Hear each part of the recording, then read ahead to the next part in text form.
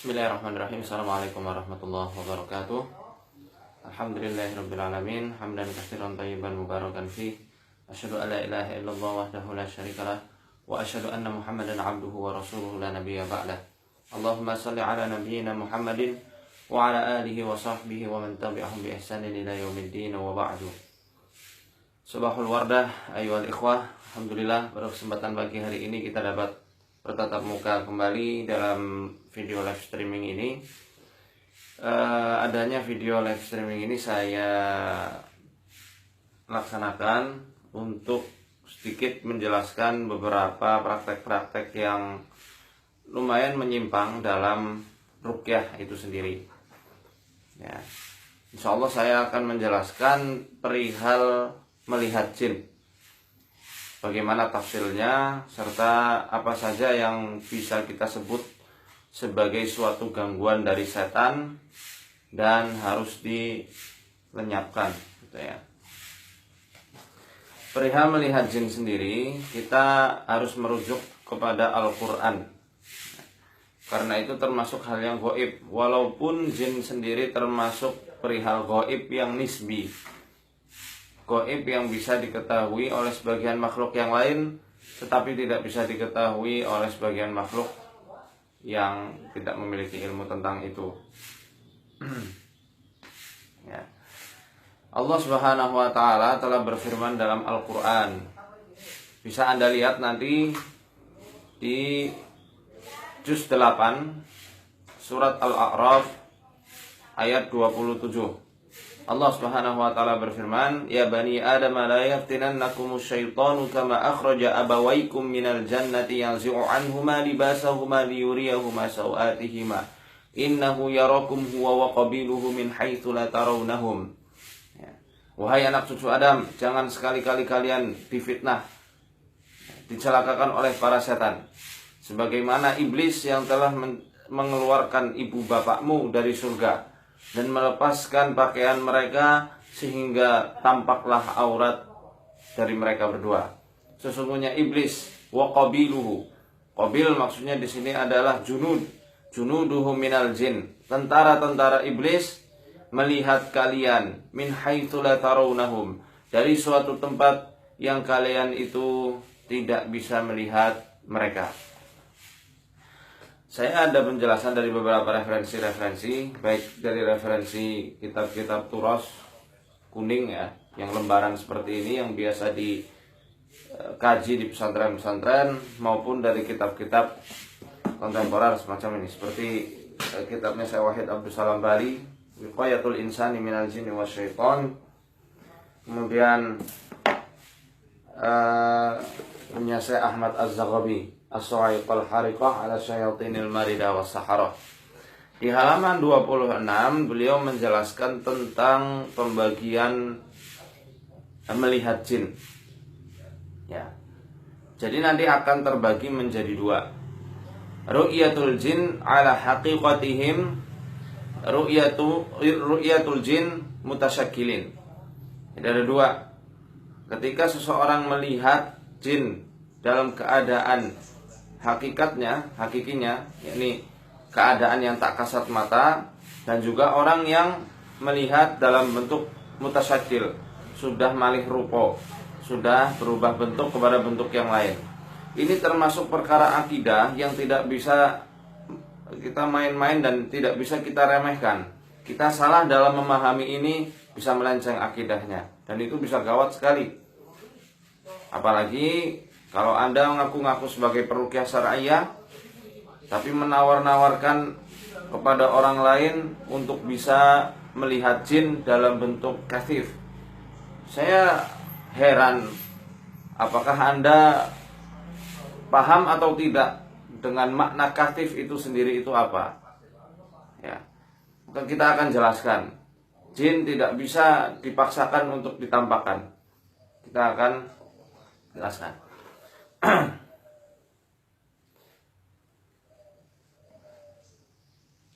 Qala Abul Qasim Ibnu Asakir, berkata Abul Qasim Ibnu Asakir rahimani Allah wa iyyah, semoga Allah merahmati aku dan beliau, di dalam kitab Sababuz Zahadati fi syahadah, dalam kitab Sababuz Zahadah fi syahadah.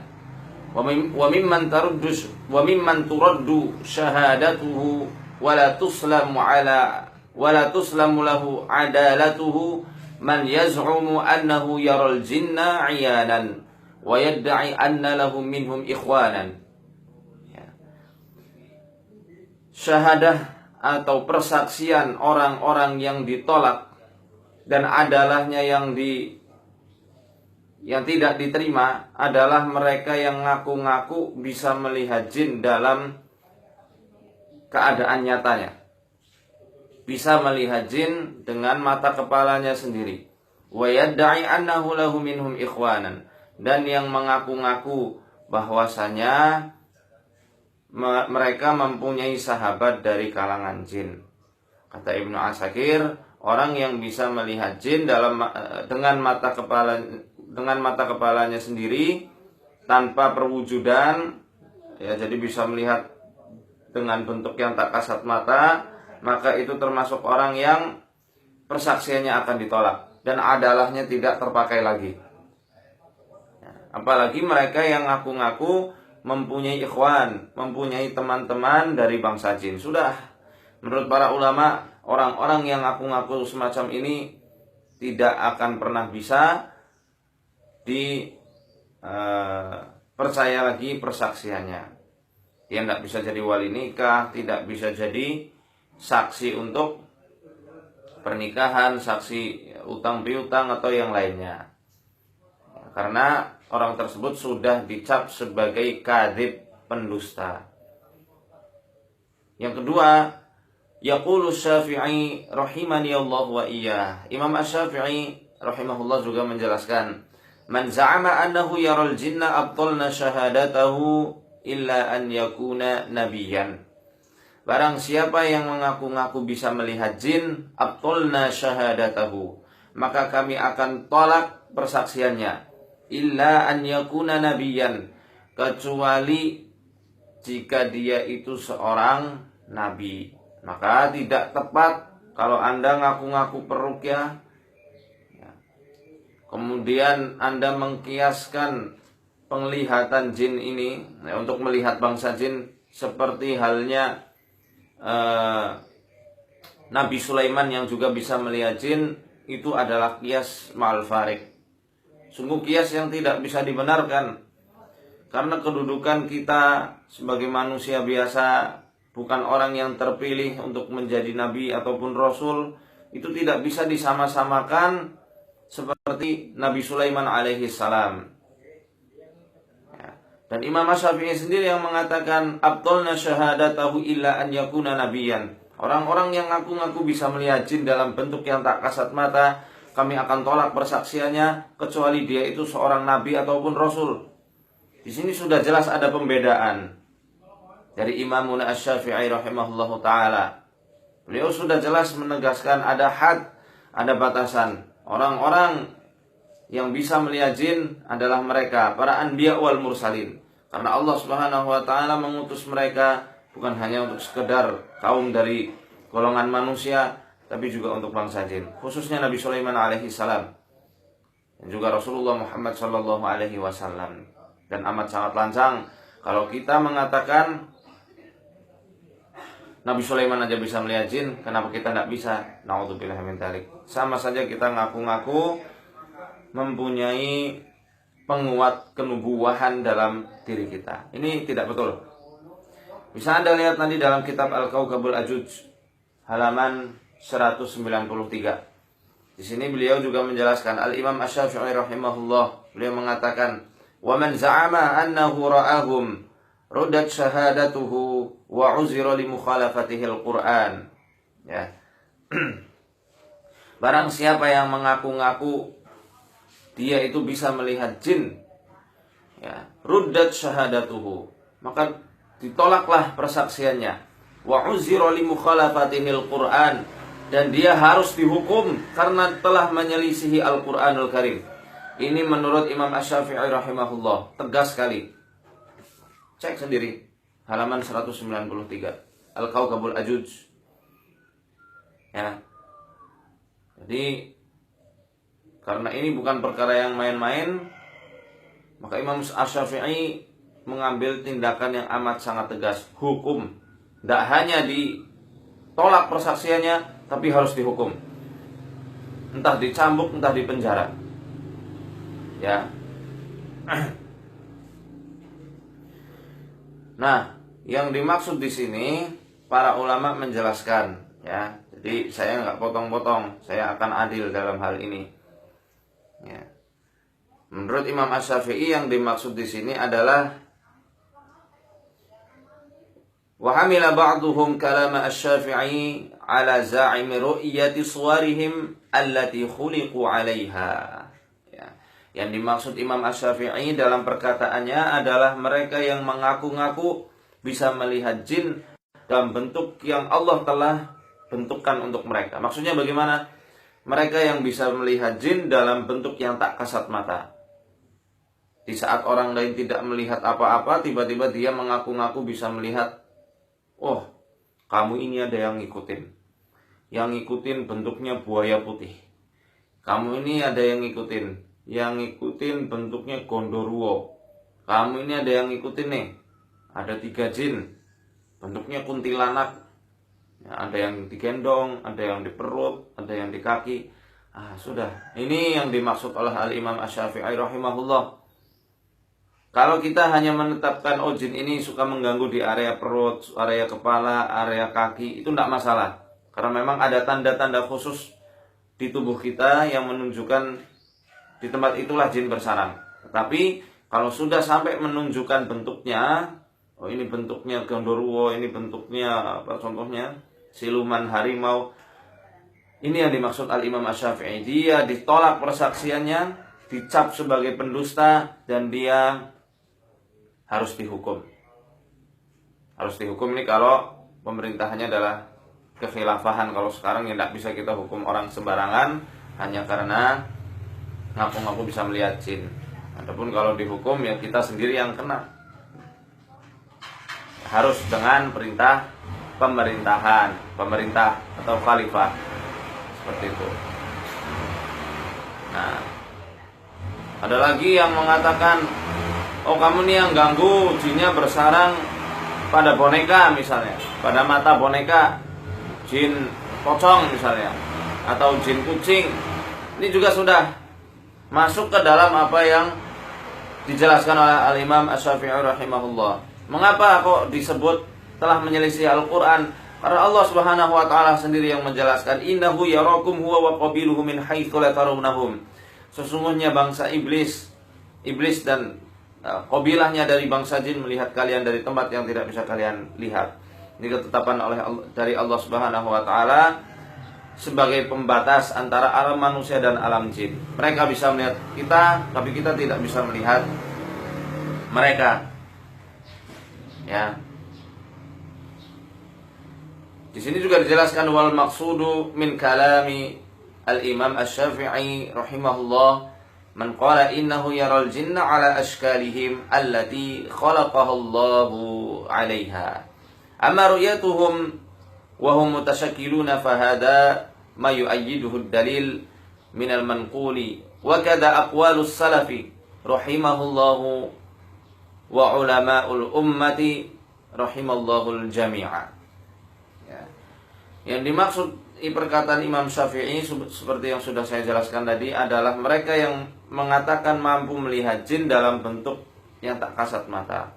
Adapun ketika mereka melihat bentuk jin dalam bentuk mutasyakil, dia sudah berubah bentuknya ya, dari bentuk yang tak kasat mata menjadi bentuk yang padat, katif. Nah, katif ini artinya adalah padat. Jadi jin ini tidak bisa kita paksakan untuk padat. Mereka bisa memadatkan diri dengan beberapa mantra-mantra khusus dan gerakan-gerakan khusus. Nanti akan kita jelaskan. Ya.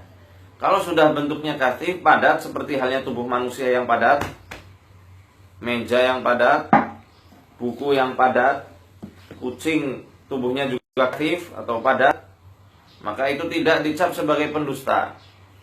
Dan dia tidak ditolak persaksiannya. Ya. Fahada ma yu'ayyiduhu dalilu minal manqul. Dan ini dikuatkan juga oleh beberapa dalil-dalil dari hadis yang sahih bahwasanya para sahabat radhiyallahu anhum dulu juga ada yang ditampakkan jin di hadapan mereka. Salah satu contohnya adalah Abu Hurairah radhiyallahu anhu ketika menangkap jin pencuri zakat. Ya, ketika Abu Hurairah ditugaskan oleh Nabi Shallallahu Alaihi Wasallam menjaga gudang zakat. Yang kedua, Ubay bin Ka'ab ketika menangkap jin dalam bentuk mutasyakil, dia sudah berubah bentuk seperti wujud anjing. Ya. Ketika jin itu sering mengambil kurma untuk sedekah dalam bejana, suatu malam ditangkap oleh Ubay bin Ka'ab. Ya. Fa idza yaduhu yadul kalbi. Ya. Ternyata ketika ditangkap oleh Ubay bin Ka'ab, yang beliau lihat tangan pencuri itu seperti tangan anjing. Ya, seperti tangan anjing. Kita maklum, kita sudah tahu bahwasanya anjing itu tidak punya tangan. Jadi yang dimaksud tangan anjing di sini adalah kaki depan anjing, bukan tangan anjing. Karena anjing nggak ada yang punya tangan. Ada anjing yang punya tangan? Tidak ada. Ya, ini kaki depannya anjing. Jadi yang dilihat oleh Ubay bin Ka'ab saat itu adalah wujud perubahan bentuk jin kepada wujud anjing. Sampai Ubay saat itu mengatakan, apakah seperti ini wujud jin? Apakah seperti ini wujud jin?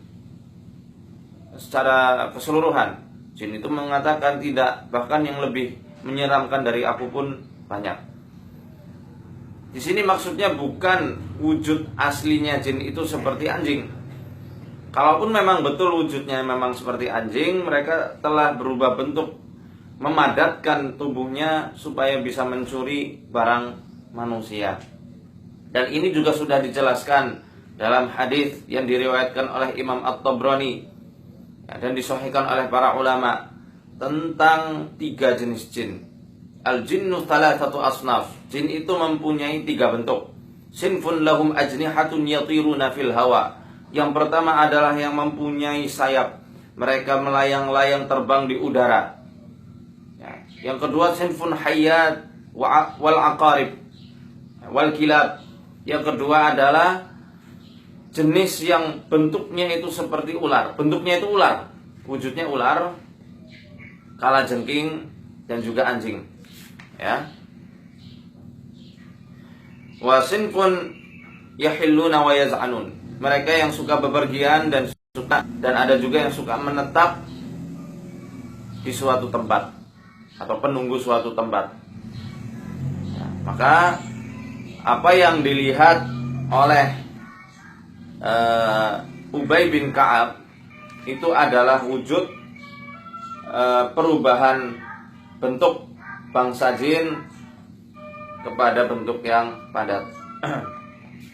Bentar, iklan dulu.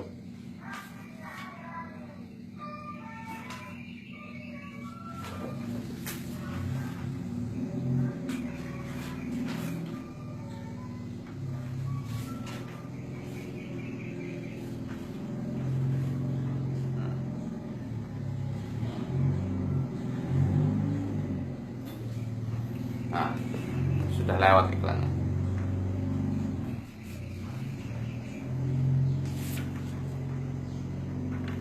Dan Nabi Shallallahu Alaihi Wasallam juga telah menjelaskan bahwasanya al-kalbul aswad wal jin, yang namanya anjing hitam itu adalah salah satu bentuk perwujudan bangsa jin.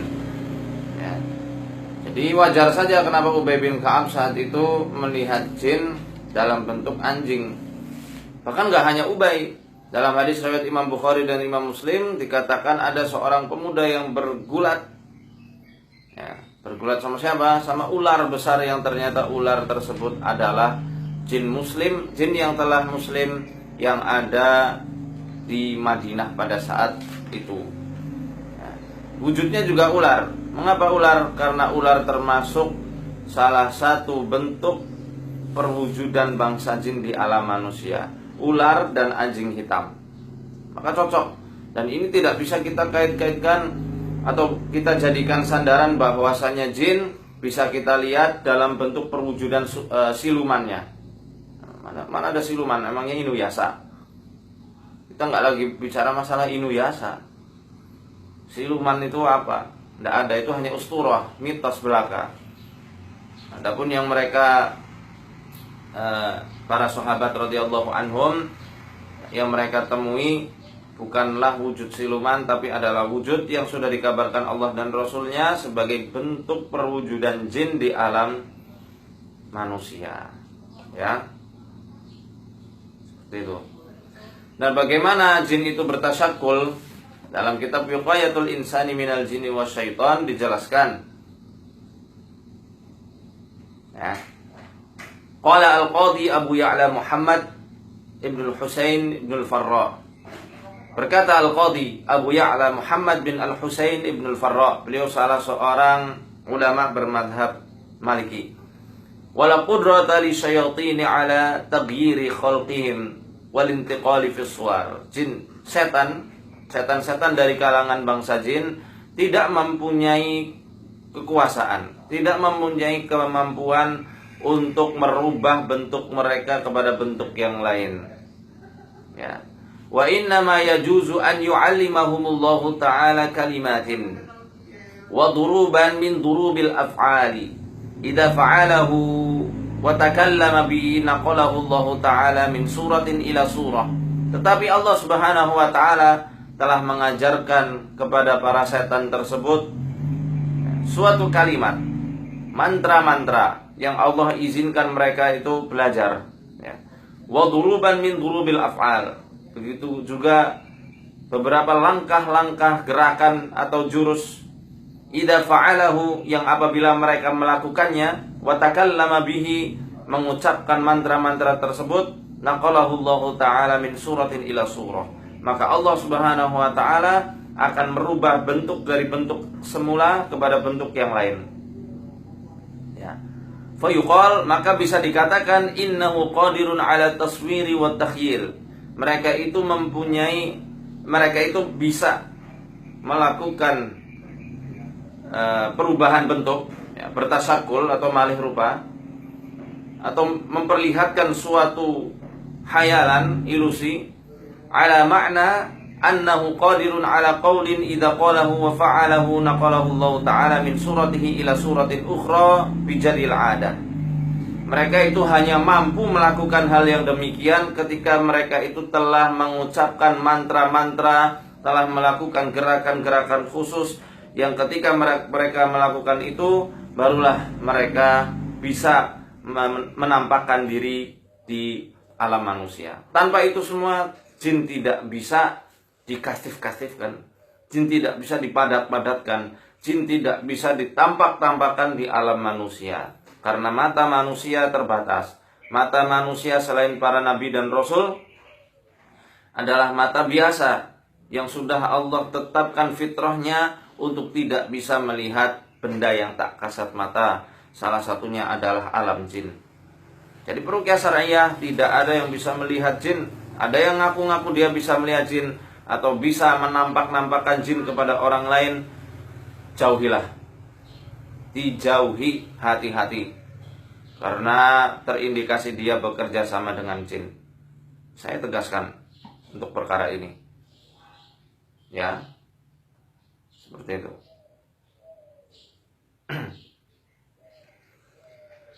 Wa amma annahu yusawwiru nafsahu fadzalika muhal. Ini kata Al-Qadhi Abu Ya'la. Apabila mereka merubah bentuk mereka sendiri tanpa adanya mantra-mantra dan gerakan-gerakan khusus tersebut, fadzalika muhal, maka hal tersebut adalah suatu kemustahilan, tidak akan mungkin bisa. Li'anna intiqalaha an suratin ila surah innama yakunu binaqdil bunniyati wa tafriqil ajza'i wa idza intaqadat batalatil hayah. Karena untuk merubah bentuk kepada bentuk yang lain, mereka harus memisah-misahkan sel-sel yang ada di tubuh mereka sendiri, dan memisahkan anggota badan antara satu dengan yang lainnya. Dan kalau misalnya hal itu terjadi, batalatil hayah, maka matilah mereka. Ya, akan mati jin itu. Ya. Wa hadza kalamun jayyidun. Kalam ini adalah perkataan pendapat yang amat sangat bagus. Walakinnahu yaftaqiru ila dalil. Tetapi kita harus tahu apa dalilnya. Apa landasan dalil dari perkataan Al-Qadhi Abu Ya'la Ibnu Husain Ibnu Farra ini. Karena perkara gaib gak bisa kita mengandalkan ijtihad belaka. Harus dibatasi dengan yang namanya dalil dari Al-Quran maupun As-Sunnah. Wa yumkinu an yastadilla lahu bima rawahu Ibnu Abi Syaibah.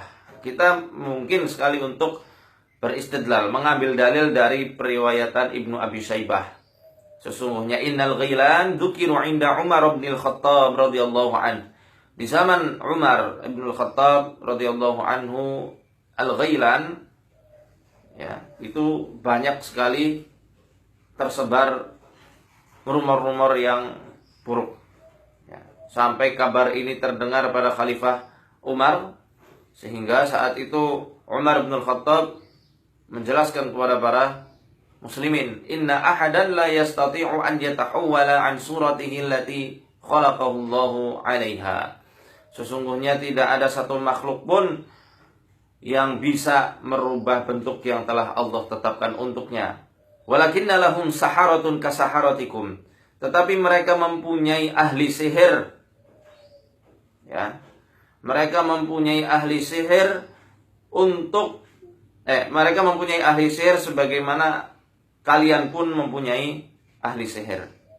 Fa idza ra'aitum dzalika fa'addinu. Apabila kalian melihat penampakan mereka dalam bentuk kathif, ya, yang padat, maka kumandangkanlah adzan. Ini isnadnya sahih. Ya.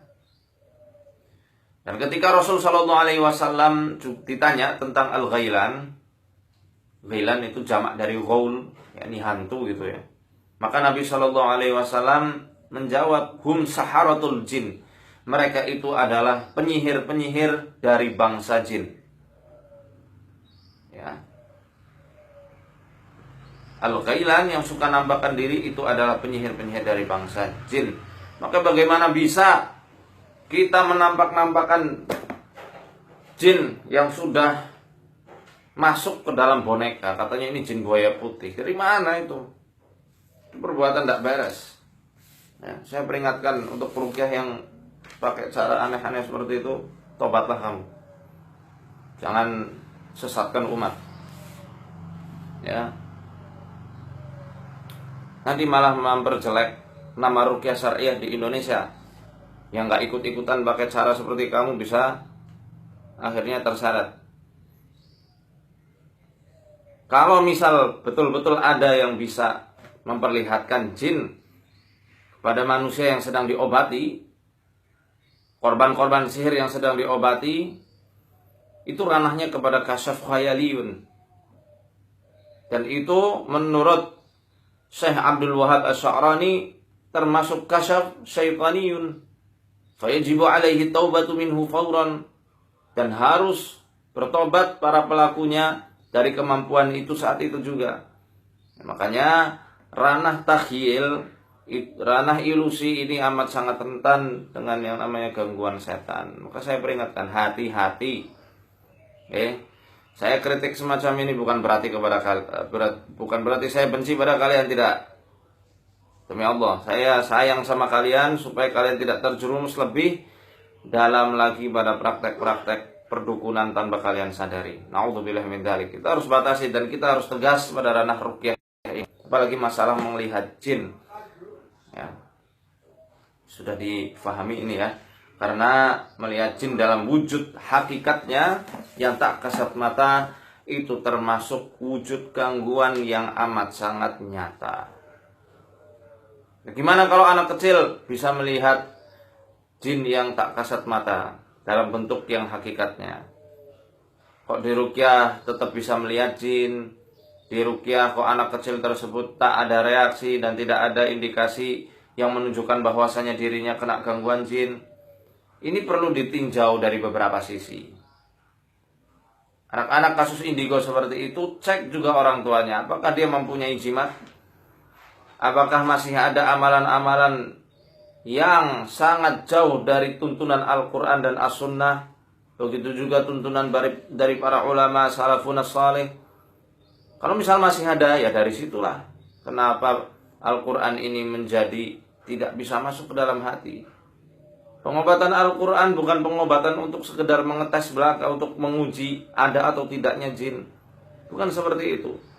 Jangan tempatkan Al-Quran ini untuk sekedar alat pengetes, alat penguji ada atau tidaknya setan di dalam tubuh manusia. Na'udzubillah. Hakir sekali ya akhi. Hina sekali kalau kita tempatkan Al-Quran untuk yang semacam itu. Ruqyahlah semata-mata untuk cari ridha Allah. Dan kalau misal belum sembuh, jangan gantungkan ke ruqyah kita. Kembalilah kita kepada Al-Quran, tuntunan As-Sunnah. Kenapa kok Al-Quran, cahaya Al-Quran tidak bisa masuk? Bukan berarti kalau di ruqyah orang itu nggak ada reaksi, nggak ada indikasi yang menandakan bahwasanya dirinya tidak ada jin, dia lepas dari gangguan jin. Bukan berarti yang semacam itu. Justru orang-orang yang semacam itu yang lebih parah. Walaupun itu anak kecil. Kalaupun anak kecil, berarti yang diruqyah ya orang tuanya. Orang tuanya tidak reaksi, cari di keluarga besarnya, mana masternya. Biasanya dari situ. Misal orang tuanya langsung nggak ada reaksi nih, ruqyah keluarga besarnya. Mungkin dari kakeknya, dari neneknya, atau dari pamannya. Kan itu bisa nyalur satu sama lain. Ya, hati-hati. Barakallahu fikum. Ya.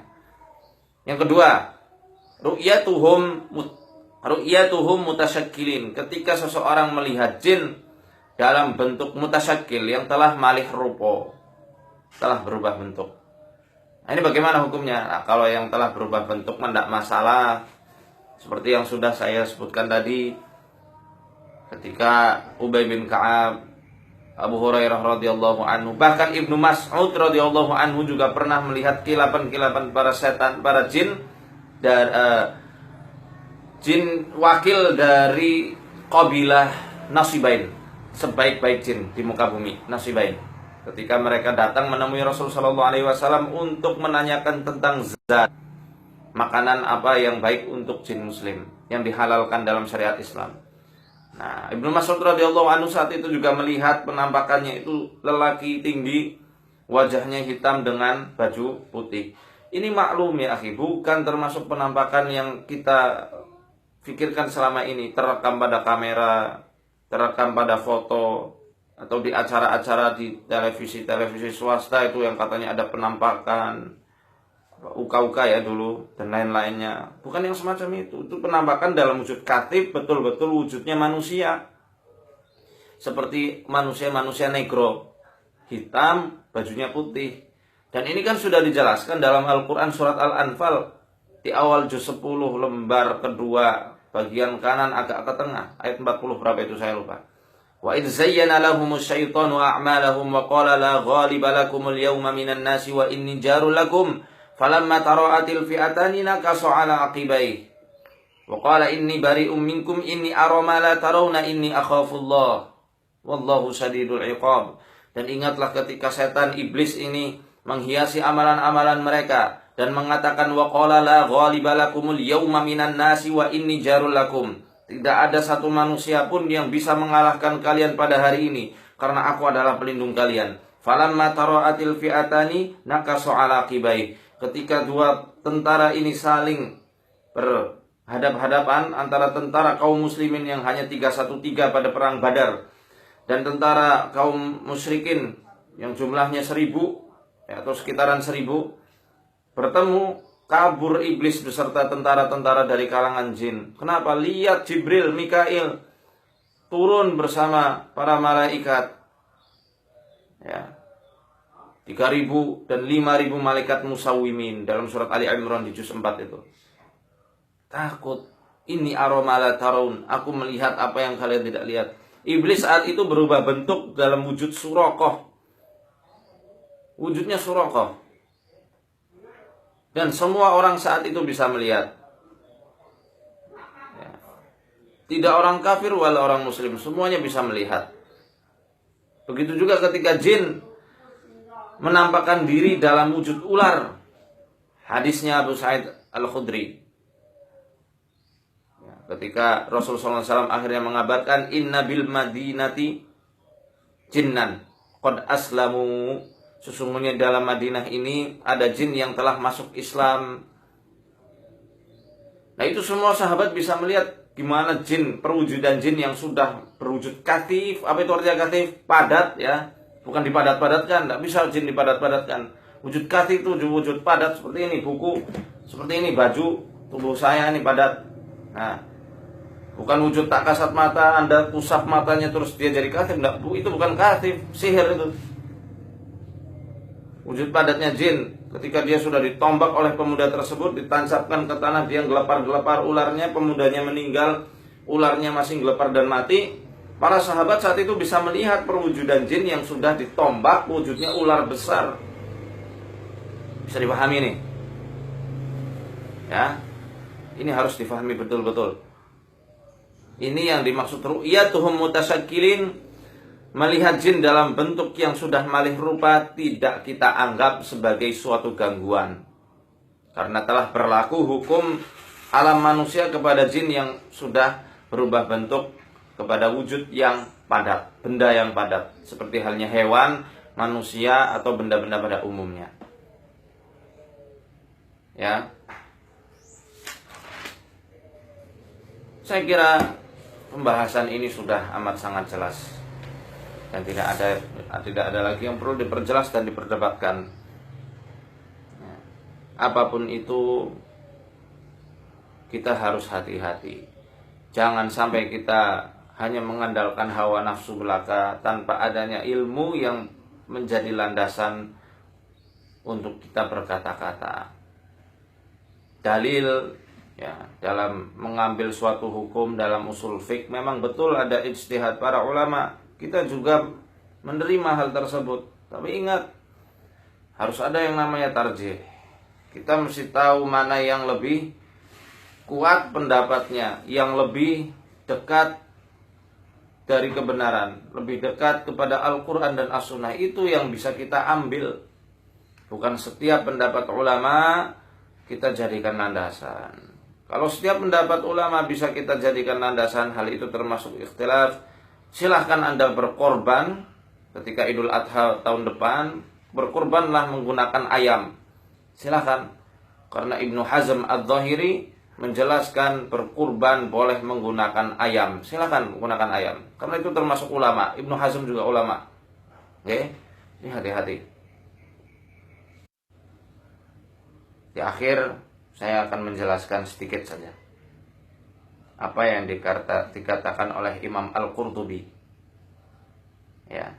Qala An-Nuhas, berkata An-Nuhas, min haitsu la tarawnahum, dari arah yang tidak bisa kalian melihat, dalam surat Al-A'raf ayat 27 ini. Ya dulu ala annal jinna la yurawna illa fi waqti nabiyyin, menunjukkan bahwasanya jin itu tidak bisa dilihat kecuali di waktu para nabi masih hidup di tengah-tengah manusia. Liyakuna dzalika dalalatan ala nubuwwatihi, yang hal itu menunjukkan, menguatkan kenabian beliau. Li'anna Allah jalla wa azza khalaqahum khalqan la yarawna fi, karena Allah Subhanahu wa taala menciptakan bangsa jin kepada bentuk yang tidak bisa dilihat oleh manusia. Wa inna ma yurawna idza naqalu an suwarihim, dan mereka bisa dilihat apabila telah berubah bentuk kepada bentuk yang lain.